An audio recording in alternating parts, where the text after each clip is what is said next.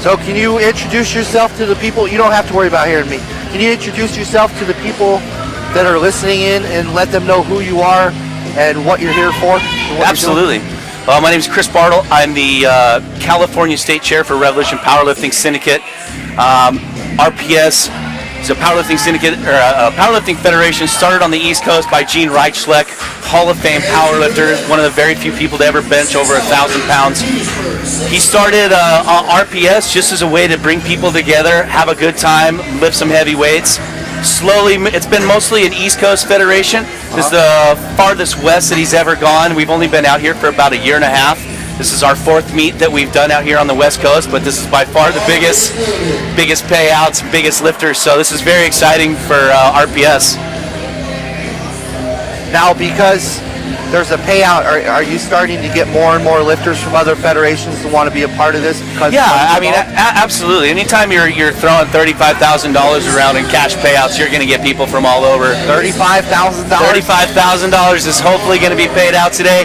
We just had April Schumacher miss her record, unfortunately. It looked like it was right, could have been right there, but she just barely missed it, and so, unfortunately, she's not missed that payout. And Lisa Gugasberg looks like she just missed her third attempt as well, but so far the women are killing it. I mean, they're lifting well. This is exciting. They're setting the bar for the guys. Yeah, absolutely. The next fights after this, they got their work cut out for them, that's for sure. To follow up with this. So what's the plan going forward besides payouts? You guys you're looking to do a lot of meets out west? Is that the idea? Yeah, I mean, of course we want to try to expand to other states. I know Washington State this past year opened up RPS. Hopefully we can get into Oregon, Nevada, Arizona, slowly. The one thing that Gene's really particular on is who he lets represent his brand and where.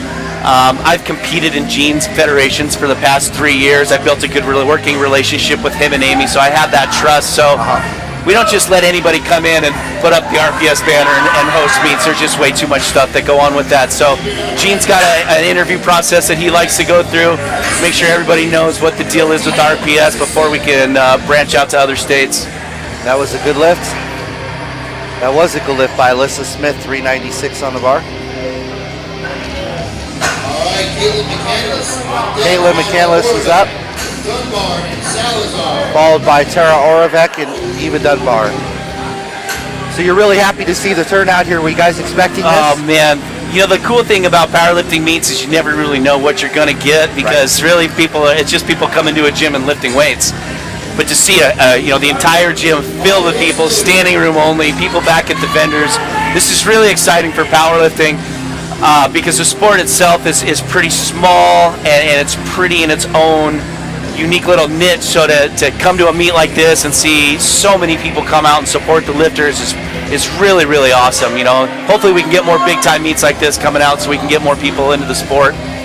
With it being an East Coast thing, it was mostly gear driven, right? A lot of single-ply, multi-ply stuff? Well, there's still some of the multi-ply people floating around. There's a lot of single-ply, but Raw has made a huge comeback in the last year or so.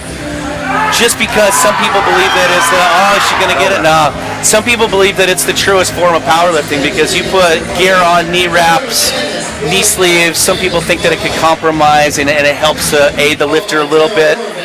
But my argument to that is, put 1,000 pounds on your back, raw, geared, it doesn't matter. 1,000 pounds is still 1,000 pounds. You got to be strong enough to lift it, whether you're in gear, whether you're not. Multi-ply lifting's not going anywhere, despite what people think. There's a ton of people lift multi-ply. I mean, we got some big-time multi-ply meat lifters here today. This is a XPC qualifier for the Arnold Sports Festival next year in Columbus, Ohio, where there's big payouts there as well. People squatting over 1,000, benching over 800-900 pounds. So, multi-ply's not going anywhere.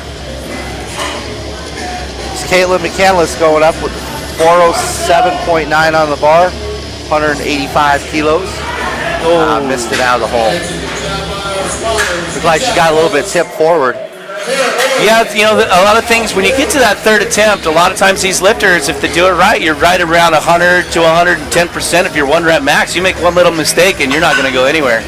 So right there, it just looked like Caitlin in the hole a little bit, got a little forward onto her toes, and it just kind of pitched her forward and she wasn't able to recover. A lot of lifters came from out of state for this, correct? Yeah, a lot of people traveled. San Diego. Yeah, I mean, who doesn't want to come to San Diego, right? Right. But, you know, we had people coming from all over.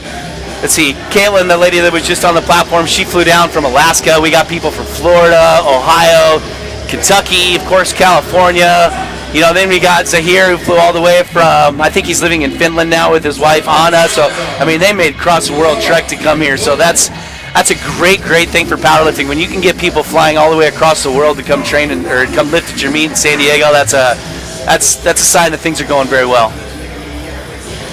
It's Tara Orvik, 418 on the bar, 418 pounds. That's a good that's easy. attempt. That's a first attempt right there. I know, that could have been her opener. Exactly. What's the next meet out here for you guys in California that you're doing? For RPS, was still kind of up in the air. We wanted to see how the calendar fills out, because the calendar for later on the year hasn't right been set for a lot of the meets. You know, as a state chair, I like to put meets where we're not competing with anybody else, just to give that federation a chance to get some lifters, but also so we can get some good lifters. Plus, you know, I want to talk to Gracie, see if she wants to host some more RPS meets, and if there's anybody up north, you know, Sacramento, San Francisco area that's got the gym and the equipment that want to do it. I know two of our judges here from Old School Iron, which is in Vacaville, which is halfway between San Francisco and Sacramento. They're just getting a new monolift, and so hopefully they might be open to hosting an RPS meet here in the future. If not, we'll keep it in the Central Coast, Santa Barbara, Santa Maria, San Luis Obispo area, probably sometime late summer, early fall, somewhere around there. Eva Dunbar, 440 on the bar, 440. It's 200 kilos. She missed this on her second attempt. There you go. Get up. Nope. No power out. Almost had it. A little high on her second spot. Looked like she tried to take it down just a little bit further and just couldn't quite get out of the hole. Now, why the monolift? So for people that don't know, why do you guys use the monolift versus an ER rack? It's a good question. You know, the monolift kind of came around in popularity because of multiply lifting. The thing with multiply lifting is you're wearing multiple layers of either canvas or polyester, and it's really hard to feel your legs and feel your feet. So when you're taking a lift, say 800, 900, or 1,000 pounds, and you can't feel your legs to be able to walk, then it becomes a very dangerous and possible injurious situation. So with the monolift, people in gear can just stand straight up. They don't have to go anywhere. You can take your lift and you can just squat.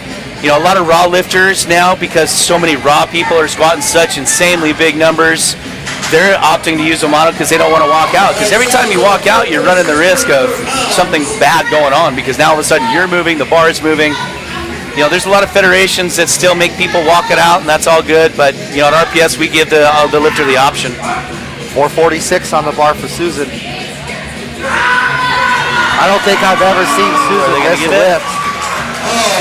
She took a step on that one. Yeah, she was getting close.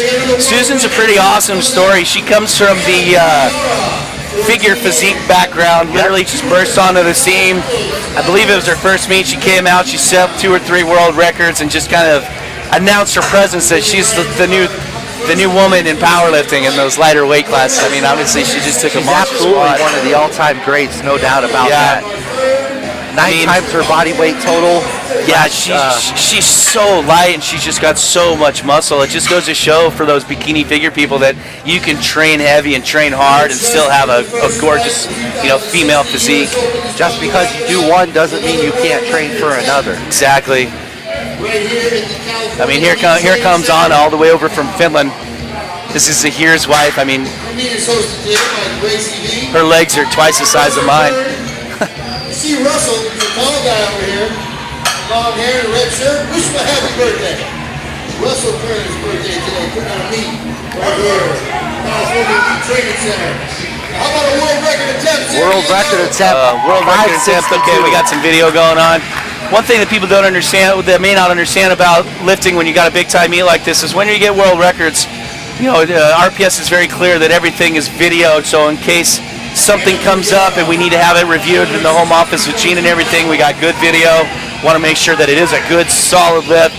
Especially with world record attempts, there's really not a lot of leeway. It's either good or it's not. So as long as we got video, we're good to go. Let's see if she can pull this off.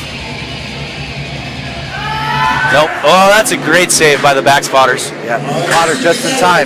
Just in time. That's a great job. And yeah, A lot of people, there's two very underrated aspects of a powerlifting meet. One is the people running the computers and the attempts, and the others are the spotters and loaders. I mean, your meet can only go as fast or as slow as the people loading the bar and making sure everyone's staying safe. So, and the people at the table making sure that the attempts are reported right. Exactly. You got to be able to get the numbers on the computer right, so there's no misloads. 13 does not say in or out. Out. So we're just getting ready to start the second flights. There's a little bit of a changeover. I don't know what happened to my music. Yeah, I know you're a busy guy. I wanted to sit you down and have you introduce yourself to people so they knew who you were. The people watching knew what your involvement was, what you're planning on doing, what this federation's all about, so that people who are tuning in, maybe they don't understand what this federation is or where it started. So I'm glad that you're able to kind of give a little bit of a breakdown. Yeah, absolutely. I appreciate you having me on. It's a good thing that you guys are here streaming this, so everybody that couldn't make it out to San Diego has an opportunity to see this, see powerlifting at pretty much its best. I mean, we got some of the best powerlifters in the world going for world records. It's a great day for powerlifting. It's a great day for, the RPS Federation. So there's a lot of great things going on. So we really appreciate you guys coming out. Yeah, thank you for your time. Absolutely. Thank you, sir. You just take that off, put it over there.